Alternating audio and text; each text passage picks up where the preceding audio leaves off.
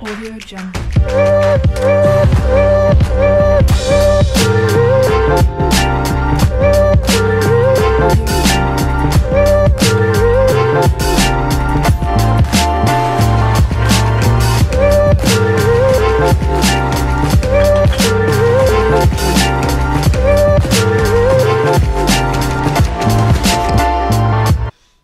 Stone le dit elle-même, sa vie se résume à beaucoup de chance et quelques chansons. D'elle, on se souviendra de Stone et Chardin, couple mythique à la Zelda Fitzgerald, qui aurait pu ou dû mourir à 300 à l'heure sur une autoroute dans un accident de voiture. D'autres se souviendront de quelques tubes mythiques qui valent parfois plus pour les souvenirs de ceux qui se sont embrassés dessus que pour la musique elle-même, mais en tout cas, tout en elle sonne juste, le sourire, les grands yeux et le timbre de sa voix, comme la bande originale des 60s.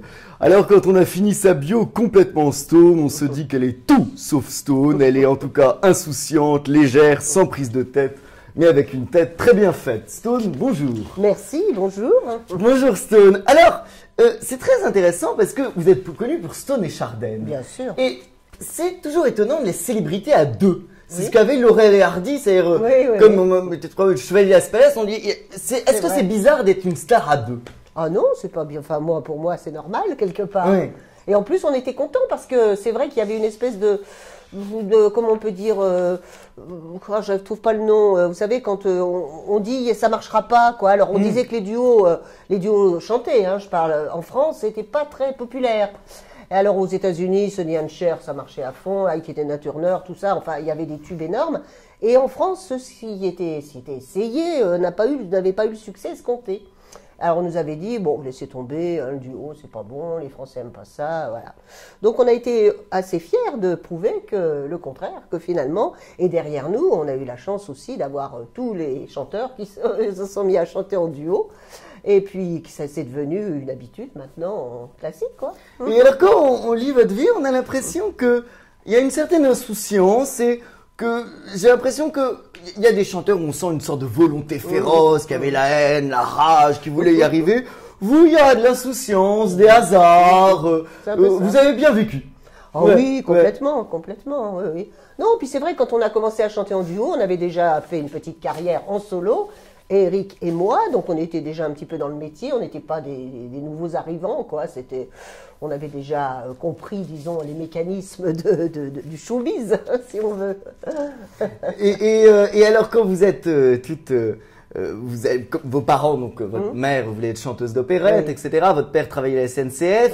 Oui. Ils viennent à Paris, vous faites le mur le soir, vous Oui. sortez de chez vous à 22h, vous revenez à 5h. Bien sûr. Vous sortez au bus Palladium et un jour il y a l'élection de Miss Bitnik. Oui, Donc- ça s'est pas passé au bus Palladium, mais peu importe. Ah zut. Non, non, Bon. mais peu importe, c'est pas grave que ce soit passé n'importe où. Et il y a Chardin Oui, dans le qui a jury. été invité comme membre du jury. Il vote pas pour vous. Non, Il est n'est bourré. pas. Oh là, il était dans un triste état ce soir-là. Oui, il traversait une période un peu difficile et il avait un peu exagéré sur l'alcool et donc surtout il voulait pas venir, mais il avait été un petit peu par ses copains contraint et forcé, quoi. Alors bon, voilà, mais c'est en même temps c'est là qu'on a fait connaissance. Mais vous saviez qui c'était ou pas du tout? Ah non, je le connaissais non, pas. vous aimiez Johnny, Surtout, moi j'aimais Johnny, oui. Surtout qu'il était resté, vous savez, à cette époque-là, c'est drôle parce qu'il y avait toute une génération de chanteurs qui étaient les rock'n'rollers, comme Eddie Mitchell, les Chaussettes Noires, Johnny, etc., etc. Et puis il y avait ceux qui étaient restés un peu en arrière, qui étaient plus un peu le côté peu rive gauche, un peu. Il y en avait comme ça pas mal. Et Eric faisait partie de ça, donc pour moi, alors c'était nul, quoi. Je trouvais ça épouvantable et j'aimais pas du tout ce genre de chanson. Donc c'est pour ça qu'à la base, Eric Chardin, ça me disait rien. C'est Antoine qui avait voté pour Antoine, vous oui, ce ah soir-là. oui, Antoine, oui, c'est vrai, Ah vrai. oui, oui. Entre autres, mais il y en a d'autres aussi. Il y avait qui ouais. d'autre Oh, il y avait toute une bande, je me rappelle même plus. Il y avait beaucoup de journalistes aussi, parce que voilà, les journalistes de Salut les copains, qui étaient très importants à l'époque. Et puis il y avait Sophie Agazinski, je me rappelle, qui à l'époque triomphait à la télé dans une série. On n'appelait pas ça une série, un feuilleton. Voilà, et puis voilà, il y avait pas mal de personnalités. Alors l'entretien ce soir-là, il est bref parce que Chardin s'endort ivre-mort dans les chiottes. Ah bah on s'est quasiment pas parlé, non, on s'est pas parlé ce soir-là. Non, j'ai pas insisté, oui, vu l'état où il était, c'était pas la peine. Non, par contre, ses copains l'ont pris en poids et en volume, ils l'ont mis dans la voiture, ils l'ont ramené chez lui, et puis voilà quoi. Mais bon, faut croire que finalement, il y avait quand même eu un petit truc entre nous, puisque moi, je venais donc le soir, on nous proposait d'animer, entre guillemets, les soirées. Donc on passait du temps au bus Palladium, et puis après on allait à cette fameuse boîte qui s'appelait les Écuries du Lion d'Argent, qui était dans les Halles. Et le patron donc nous laissait entrer gratuitement contre un verre de lait fraise et un sandwich. Il fallait qu'on anime un peu, qu'on danse. Ça fait un peu le nom de Club Échangiste, oui, les écuries du Lion d'Argent. Les écuries du Lion d'Argent. D'accord, plus. Et alors vous le revoyez une semaine après, voilà, et là vous l'embrassez direct. Oui, non, pas tout à fait, mais bon, déjà je l'ai vu arriver, donc qui était beaucoup plus normal, entre guillemets, il n'avait pas bu du tout. Et puis là, ça nous a permis déjà de nous connaître, hein. Parce que moi, à cette époque-là, ce qui se passait, c'est que j'étais embêtée parce que j'avais signé un contrat chez Polydor, mais j'avais pas de chanson. Oui, c'est ça. Catastrophe. La plupart des gens ont des chansons mais pas de contrat, vous savez. savez. C'est ça, moi j'avais pas de chanson, je savais pas qui m'adresser. J'avais un directeur artistique qui était dans la même situation que moi, qui connaissait pas grand monde. Et puis alors moi j'entendais des chansons que j'aurais adoré chanter, comme La plus belle pour aller danser, Sylvie Vartan. Et puis voilà, et puis Aznavour écrivait pour Johnny et tout ça. Mais bon, comment s'adresser à ce genre de personnes? C'était même pas envisageable. Alors que faire? Et là où Eric il a été malin, c'est qu'il me dit, moi je suis auteur-compositeur. Ah ah, tout de suite ça devenait intéressant. Mais au début on lui demande d'adapter des tubes anglais. Oui, et ça il aime pas trop. Il aime pas du tout. Ouais, il aime pas du tout. La chance c'est qu'on avait sur les 45 tours à l'époque 4 titres, c'est beaucoup. Donc on a transigé avec la maison de disques qu'il y ait 2 titres des adaptations, comme tous les chanteurs faisaient, et 2 titres originaux. C'était ça le deal. Le premier qui marchera, c'est Est-ce une fille ou un garçon? Oui, c'est vrai, oui, tout à fait. Et ce qui est drôle, c'est qu'à l'époque, on était quand même avant la libération sexuelle. Votre père était très tradit. Et vous n'avez pas le droit de coucher avant le mariage. Ah non, et vous êtes obligé de vous marier avec Chardin très vite. Surtout que la majorité était à 21 ans, et ça a l'air de rien. Mais quand on a 18 ans, ça paraît, oula, très loin. Et vous avez respecté les enseignements du père. Oui, bien sûr, oui, c'est ça. Donc oui, la solution, c'était de se marier. Il n'y avait pas d'autres. Alors que moi, j'y tenais pas, et Eric non plus. Mais bon, il fallait passer par là. Et en plus, le jour de la nuit de noces, Chardin pleure dans sa baignoire. Ça a été, oui, parce que sa maman lui avait fait un peu des misères, quoi. Elle était un peu partie. Elle n'avait pas du tout apprécié de ce mariage. Alors évidemment, c'était pas l'idéal, disons. Quand on lit vos mémoires, on a l'impression que Chardin est dans des états. Toujours, oui, ça c'était. Oui. Après, il s'est calmé quand même. Mais c'est vrai qu'à cette époque-là, c'était un petit peu difficile. Oui. Et oui, c'est un peu ce qui l'a tué, non? Ouais. Oui, quelque part, oui, parce que bon, bah voilà, beaucoup de soucis, beaucoup de choses vraiment pas. En plus, on se dit avec le recul que c'est dommage parce que s'il n'y avait pas de quoi, mais bon, chaque personne est différente et chaque personne vit sa vie, voilà, comme elle l'entend. Et Eric, voilà, était assez angoissé, quoi. Il avait un côté un petit peu torturé, disons. Barbelivien avait dit, il avait écrit un livre qui s'appelle Pleure pas nostalgie, où il dit. Eric Chardin m'a tout appris, il m'a tout enseigné. Il pouvait écrire un jour une chanson par Marie Laforêt, le lendemain pour Dalida. Le troisième, on écrivait Albator ensemble. C'est ça. Et il paraît que il a dit, c'est lui qui m'a tout appris à écrire. Oh bah oui, c'est gentil de sa part, hein. Parce que je pense qu'aussi, il a aussi travaillé avec d'autres personnes aussi. Didier, il a eu une carrière où il a pu fréquenter différents compositeurs. Mais c'est vrai qu'avec Eric, il y avait une bonne entente et ils s'entendaient bien. Et en plus, je pense qu'ils se comprenaient et que chacun apportait à l'autre ce qu'il fallait, quoi. Vous lui en voulez de vous avoir donné les Tessera chauds? Ah non, au contraire, pas du tout, au contraire. J'étais ravie que Eric, en plus, fasse un tube tout seul. Là, c'était quand même très important pour lui. Et ils avaient la même passion avec Didier pour les voitures. Oui, alors Didier racontait, il va dans son garage, il y avait une Rolls. Oui, c'est ça. Et il rentre une semaine après, il n'y a plus la Rolls. Et il pensait, a été saisi. Non, c'est qu'il change tous les mois. Ah oui, mais c'était délirant, ça a coûté une fortune, ce genre de choses. Mais bon, c'est des passions, hein, on peut rien y faire à ça. Puis qu'on on a eu la chance d'avoir les moyens à ce moment-là, c'est vrai que là, il s'est pas privé de rien. Hein. Et vous avez jamais eu d'accident de voiture? Non, on a eu cette grande chance. Faut dire que il conduisait très bien, Eric, faut reconnaître, et qu'il évitait de conduire quand il avait un peu bu. Donc ça quand même, ça a aidé, quoi. Et puis voilà, et puis moi je conduisais aussi, on ça se passait bien, quoi. Vous n'auriez pas fini comme Sylvie Vartan. Oh la pauvre, oh là là, c'est- quelle horreur, quelle horreur. Non, mais en même temps, c'est des choses, heureusement, qu'on ne peut pas prévoir et ça peut arriver à n'importe qui. Surtout qu'à l'époque, quand on se remet dans le contexte, il n'y avait pas de ceinture, il n'y avait pas d'airbag, il n'y avait rien du tout. Et il n'y avait pas de limitation de vitesse. Vous rouliez à combien? Mais on roulait à une vitesse folle parce qu'on faisait des concours. On disait, tiens, je te parie que je mets tant de temps pour aller d'un point à un autre. Et on appelait en arrivant, je suis arrivé, quoi, t'es déjà là? Oui, t'as mis que 5 heures alors qu'il fallait le double. Enfin, des conneries de jeunes, quoi.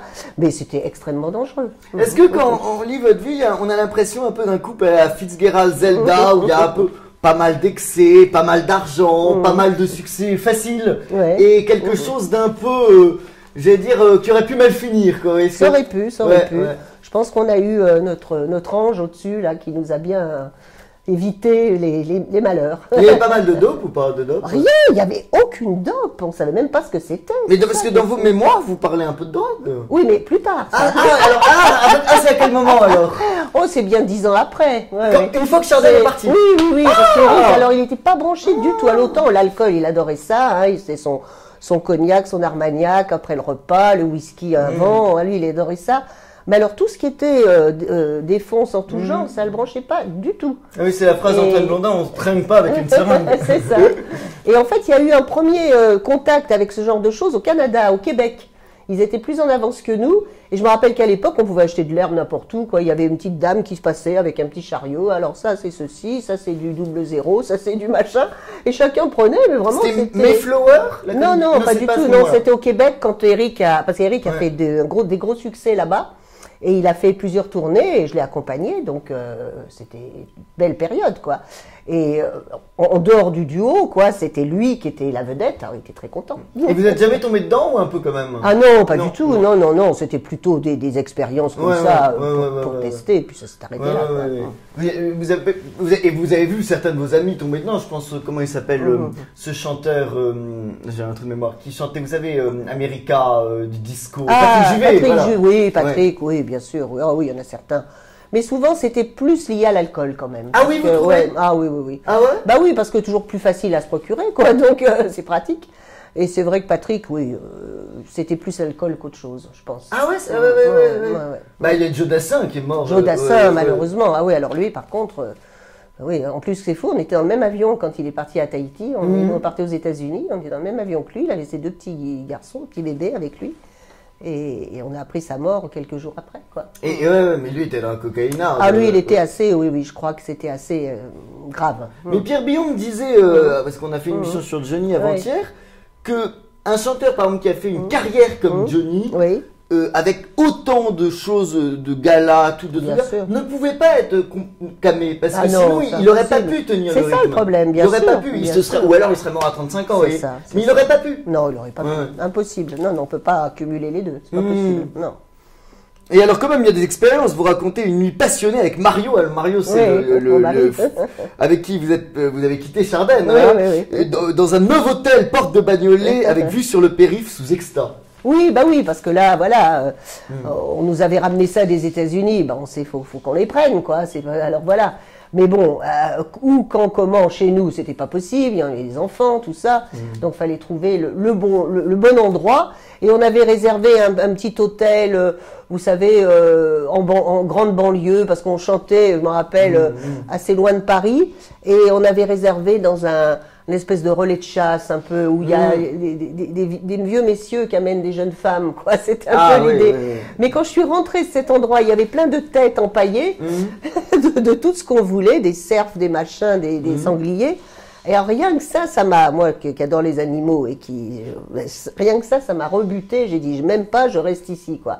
Donc, il a fallu partir. Et puis, le seul endroit qu'on a trouvé, c'est le Novotel, porte de Bagnolet. On s'est dit, allez, tant pis, on s'arrête là. Un jour, vous avez même pris de l'héroïne en confondant avec la coke. Oui, bah, c'est un copain, un salopard, hein, qui nous avait fait un plan foireux, quoi, comme on dit, quoi. Genre, vas-y, essaye, tu vas voir, ça va être sympa. Et puis, il s'est avéré que c'était plus fort que ce qu'on aurait pensé. Donc, on s'est dit, oulala, malheur, surtout ne pas recommencer. Surtout ne pas tomber là-dedans. Et quel est pour vous alors peut-être vous direz c'est l'alcool, la drogue, voilà, qui a le plus détruit la musique. Vous avez vu le plus. Bah, je sais pas, bah non, j'ai pas l'impression que. non. Bah, autour de moi, non, je vois pas trop qui et quoi qu'est-ce, quoi, non, franchement. Je trouve qu'on a relativement été sage par rapport à tout ça. Ouais. Les Français étaient pas trop branchés. Il y a tellement l'alcool était omniprésent que le reste, ça restait secondaire. Quoi. Ouais. Alors, d'ailleurs, c'est assez intéressant dans votre livre. Vous avez un rapport, je dis, insouciant avec la vie, mais aussi très décomplexé. Vous parlez de beaucoup de choses, par exemple aussi bien de chirurgie esthétique, de cul, de drogue. Enfin, vous êtes pas beaucoup de tabou, quoi. Non, c'était le but. Moi, je suis une grande lectrice de biographies en tout genre, de gens connus ou pas. Et ce que je reproche souvent, c'est d'occulter certains passages, comme si c'était pas bien, on va pas en parler et tout. Alors que moi, quand je me suis mis à l'écriture de ça, je me suis dit non, si on le fait franchement. On raconte les choses telles qu'elles sont, on va pas cacher des trucs. Puis en même temps, il n'y a rien non plus de secret avec le temps qui a passé, et ça paraît presque ridicule, quoi. Ça va, c'est derrière nous tout ça. Vous avez fait un peu de chirurgie. Alors, à 20 ans, les dents. Oui, après, il y a eu tout un tas de trucs. À 30 ans, là, c'est comme chez Jordan. À 30 ans, les seins. Oui, il a fallu changer les prothèses parce que c'était les pays. Oui, les fameuses, bien sûr, bah oui. Alors, il y a aussi, alors là, on va revenir un peu en arrière, mais sur votre couple, 1970, première tournée à l'étranger, donc c'est au Québec, choix à l'américaine, et là, premières infidélités. Vous, il y a un pincé pour un chanteur du Québec qui est un peu homo, et Eric, une actrice porno. Oui, oh non, elle n'était pas, c'était pas, enfin c'était un peu de l'équivalent d'Emmanuel, quoi, c'était pas vraiment porno. Elle était connue oui, elle était, là-bas, elle était connue, bien sûr, oui, tout à fait, elle avait même eu une grande carrière, elle était célèbre, oui. Et le couple s'est délité complètement quand, en fait? Oh, ça a été petit à petit, quoi. Mais en fait, il n'y a pas eu vraiment une coupure nette, quoi. Ça s'est fait comme ça. Et puis voilà. Et puis, on se rendait compte qu'au bout d'un moment, voilà, on était plus copains qu'autre chose, quoi. On n'avait plus trop d'envie l'un de l'autre, quoi. C'était, voilà. Puis Eric était c'est vrai, il aimait bien un peu courir la gueuse. Qu'est-ce qui se passe? Et alors, votre duo est né par hasard. Ouais. Je crois que c'était le seul bébé qui ne pleure pas, on est en 71, et quelqu'un suggère que Eric fasse un chœur. C'est ça l'idée, c'était ça l'idée. Et d'ailleurs, on s'est demandé qui avait eu cette idée-là. On se me rappelle plus à l'époque qui était. Alors, il y avait notre producteur Charles Tallard qui avait son mot à dire. Puis on avait les auteurs Jean-Michel Riva et Franck Thomas aussi qui avaient écrit le texte. Et Eric n'était pas emballé à cette idée du tout. Comme on disait, l'histoire du duo, c'était pas un truc qui était très très populaire à l'époque. On n'attendait pas ça, quoi. Alors bon, il l'a fait un peu contraint et forcé, dans le genre on va voir ce que ça donne, et puis voilà, quoi. Et puis c'est vrai que le résultat final a bien plu, c'est bien passé en radio, ça a été accueilli très favorablement. Donc on s'est dit, pourquoi pas après, enfin notre producteur nous a dit, là maintenant, il faudrait essayer de faire un truc à part entière, moitié-moitié, quoi. Et c'est l'Aventura qui est sorti. L'Aventura. Europe 1 dit c'est la merde du mois. Oui, c'est vrai. Disque d'or, 3 millions de ventes qui ne seront détrônées que par la danse des canards. La danse des canards. C'est fou ça. C'est drôle, oui. Et après il y aura eu Made in Normandie. Oui, après. Quelle est la chanson peut-être que vous avez fait en duo ou là, dont vous êtes le plus fier, qu'on voudrait qu'on. Peut-être pas la plus populaire, je dis pas celle-là. Quelle serait celle qui voilà? Oh, il n'y en a pas une en particulier, c'est impossible à choisir. Quelles seraient celles qui vous représentent le plus? Je sais pas, franchement, non, je suis incapable de dire, parce qu'il faut dire qu'on a vraiment enchaîné les succès les uns après les autres. Faut dire qu'à l'époque, on sortait beaucoup de 45 tours. C'était très, tous les 3 mois, il fallait en sortir un nouveau. Donc, qui a écrit l'Aventura et Made in Normandie? Eh ben, c'est Eric, toujours. Il a écrit toutes les musiques. Et Riva et Thomas ont fait pratiquement tous les textes. Et Barbelivien, c'est Les Testrachaux. C'est plus tard, c'est Eric en solo. Avec Didier, on n'a jamais fait de chanson pour le duo. Oui. C'était avec. Les Testrachaux, il n'y a pas. Ah non, moi je chante pas. Non, c'est Eric tout seul. Et quand on a fini le duo, justement, Didier et Eric ont travaillé ensemble et c'est là qu'ils ont fait ces chansons. Et alors quand vous faites l'Aventura, Joe Dassin vous promet 6 caisses de Château Lafite si vous le détrônez, et avec Carlos comme témoin. Voilà. Oh, mais ça c'était des paris complètement fous. Lors de soirées bien arrosées, et puis voilà, quoi. Et c'est vrai que Joe Dassin c'est un vendeur énorme à l'époque, tous les titres qui sortaient étaient des gros tubes, donc il n'envisageait pas d'être détrôné par une autre chanson. Alors il y a eu un pari, moi je m'étais mis un peu en dehors de ça, parce que ça m'emballait pas plus que ça, quoi.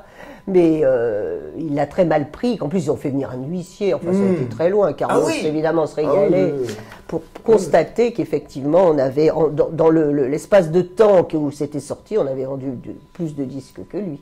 Donc ça lui a pas bien plu. C'était quelle chanson de Joe Dassin? Ah bah c'était pas, non, c'était la Ventura oui, pour nous, et puis lui, il y avait les ouais. Champs-Élysées, il y avait les petits pains au chocolat, il y en avait plein, quoi, c'était... Et est-ce qu'on a l'impression que Chardin verra peut-être un peu votre duo ou tout ça comme une parenthèse? On a l'impression qu'il mettait plus son ego dans ses créations. Ah oui, oui, bien sûr. Mais une parenthèse quand même qui l'a fait vivre bien longtemps, et parce que les droits d'auteur lui revenaient forcément. Et puis tout ce qu'on a pu faire par la suite, on nous demandait toujours de recréer le duo, jusqu'à la toute fin, malheureusement, il est parti pas longtemps après avec Achetant des Têtes de Bois, où on a fait 3 ans fabuleuses, quoi. Ouais. Et alors à la fin, vous racontez, c'était Le Guay, non, qui vous a fait... Michel Alguet. Alguet, pardon. Oui. Qui vient faire rendre Achetant de Têtes de Bois. Oui. Vous dites qu'Éric est assez infect. Ah, au début, oui. Ouais. Oui. Un peu aigri. Oui, parce qu'en fait, bah voilà, il retombait dans le côté du haut, et ça lui plaisait moyennement, quoi. Mais il était content quand même de gagner des sous, quoi. C'était pratique.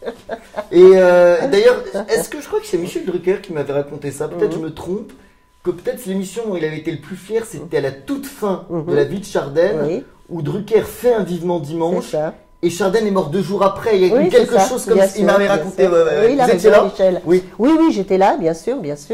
Et ça... Bah, en fait, Michel Drucker nous a remis la Légion d'honneur. Ça, c'était aussi Eric qui était très sensible à tout ce qu'on pouvait nous témoigner de reconnaissance.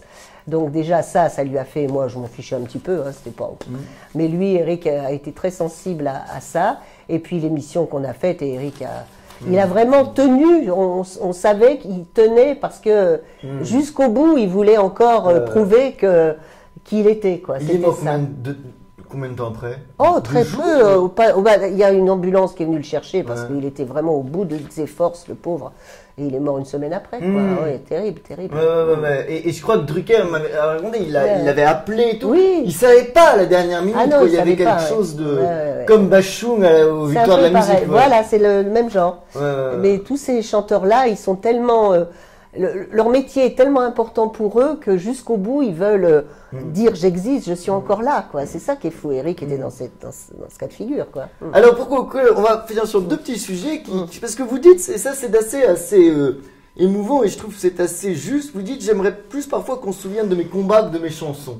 Oui, éventuellement. Mais évidemment qu'on se souvient de vos chansons, et si vous n'avez pas fait de chansons, vous voyez ce que je veux dire.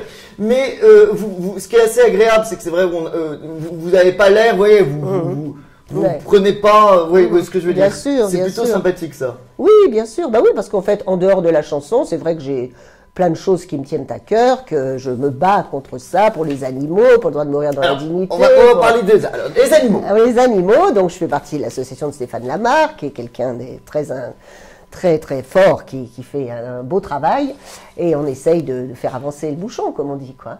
Alors on se déplace, on fait on se déplace quand il y a des problèmes, et puis on essaye d'agir. Ça a une lien avec la Fondation Brigitte Bardot ou pas du tout? Non, mais on est aussi... Oui, c'est dans le même genre, et Brigitte Bardot nous a souvent donné un bon coup de main, quoi, quand il fallait vraiment avoir un peu d'argent pour trouver une solution à des drames.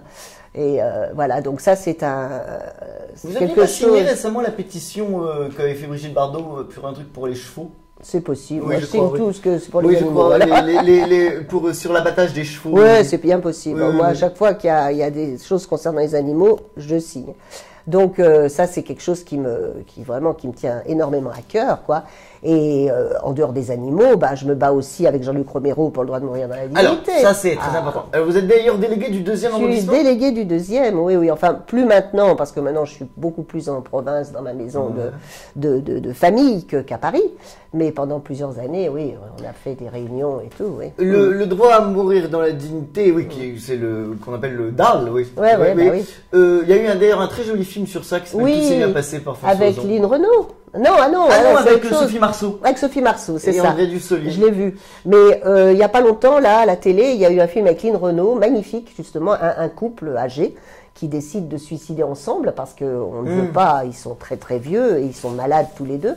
mais on ne veut pas leur donner la potion létale. Donc, est-ce que vous déjà vous l'appliquerez vous-même? Ah, complètement. Si. Mais à quel moment? Ben, quelles seraient les j'espère conditions? bien que d'ici là, parce que l'année prochaine, a priori, voilà, il va y avoir encore de grandes discussions à ce sujet. Donc j'espère qu'on fera comme la Belgique, le Luxembourg et la Suisse, qu'au moins on aura le choix. Qu'on pourra dire, moi, si j'estime que je suis plus capable, enfin, ma vie ne vaut plus rien, je n'ai plus aucun intérêt dans la vie, je suis âgé, je suis malade, peu importe. Mais bon, on ne va pas non plus mourir pour rien, pour un chagrin d'amour, hein, Oui, faut pas exagérer.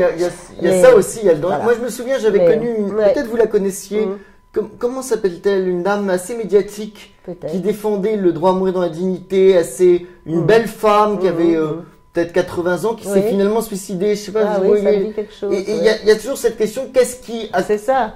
C'est quoi alors? Qu'est-ce que vous défendez, vous? Je défends que la loi passe quand on estime soi-même qu'on n'a plus envie de vivre, qu'on puisse au moins avoir la possibilité de dire, voilà, j'arrête là, quoi, c'est tout simplement. Mais est-ce que c'est juste le fait qu'on l'estime soi-même ou aussi il faut aussi qu'on soit malade, diminué, etc. Ah bah ça c'est sûr que là, à ce moment-là, c'est encore pire. Ouais. Mais moi je voudrais bien qu'on puisse au moins décider par soi-même. On se connaît soi-même et on se dit, bon bah moi... je n'ai plus du tout d'intérêt dans la vie, hein, je ne peux plus rien faire, je suis une charge pour ma famille, c'est épouvantable. Donc voilà, je décide d'arrêter tout simplement. Voilà, oui, il y avait, je crois que j'avais reçu aussi Mylène de Mongeau qui était vous connaissez Julien Cendre. Oui, tous ces gens-là, Mylène, je la connais bien aussi, et puis on faisait partie, on était nombreux à faire partie de la DMD, comme Guy Bedos, comme Claude Sarraute, tous ces gens-là qui sont morts de leur belle mort, mais qui étaient partants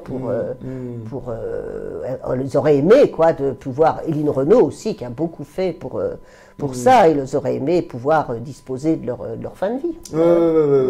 Oui, bah écoutez, Stone, merci beaucoup. Merci beaucoup d'être venu. Merci beaucoup à tous. On peut retrouver tout ce dont on a parlé. Ça s'appelle Complètement Stone. Voilà, exactement. Parfait. Merci beaucoup. À très bientôt. Salut, fraternité. Bon, c'était chouette. Ouais.